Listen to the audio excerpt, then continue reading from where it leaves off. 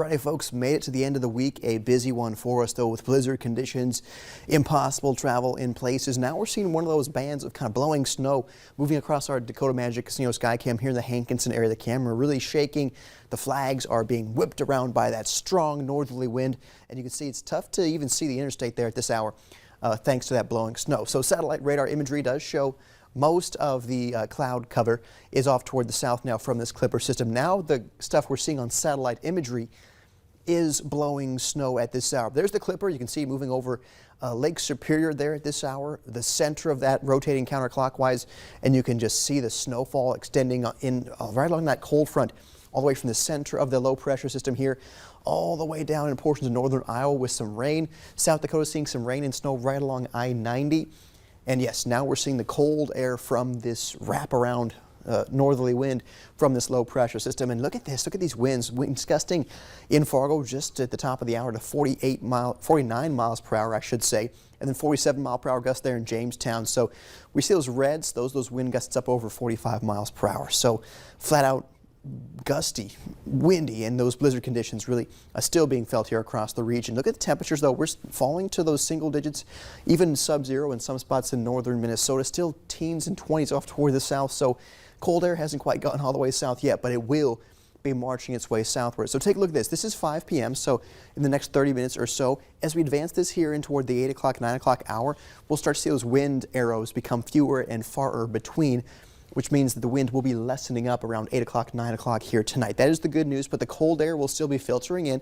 Sub-zero toward the north, near zero south.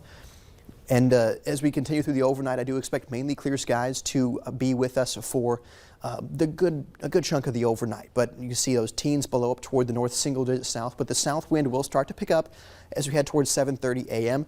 Notice it starts in our North Dakota counties, and then that south wind spreads across the region, but not before we see some teens to maybe 20 below in some of the cold spots for our Saturday morning. So south wind really picks up. It will be gusty at times, 30 to 40 miles per hour. So could see some patchy blowing snow tomorrow, but that south wind will at least help to warm our temperatures up. By lunchtime, teens to single digits above zero across the region, and we stay windy into the evening and afternoon hours. So I'm watching for, again, the potential of some reduced visibilities, some slippery roadways for us on our Saturday with that south wind that will be strong.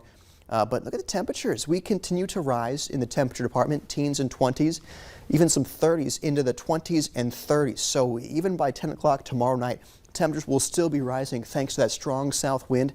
But that south wind will be feeding this little band of showers, and this could be falling as either freezing rain or as snow. Still not 100% sure on how the temperature profile tomorrow night will be lining up with this system, but we do have the chance of some showers late in the day Saturday.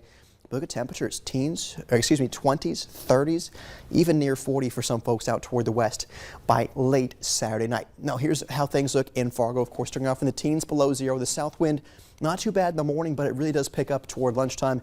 You see sustained around 20 to 25 miles per hour. Could see some gusts 30 to 40 miles per hour tomorrow. So some of the snowfall that got blown off toward the south and east today could get blown back toward the north tomorrow. So we are watching for perhaps some travel troubles for some spots with some patchy blowing snow. And look at the temperatures continue to rise there over my head. South wind continues tomorrow night as well. We have raised a first alert weather day also for Monday and Tuesday of next week. We're tracking a Colorado low making its way through. And one spot we're watching is mainly the South Dakota state line and points off toward the south. This is Monday.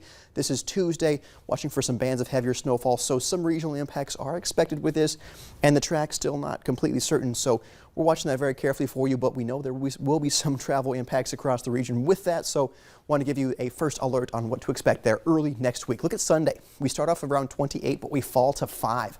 A blustery north wind. Again, could see some patchy blowing snow Sunday with some strong northerly winds. So Stacy, the snow is getting blown every which way here for this weekend. Yeah, in the backyard, the neighbors swing set, like the swing through going over the. Yeah. I feel the same way. Yeah, actually. It's been a long week. Yeah. All right. Thanks, Nathan.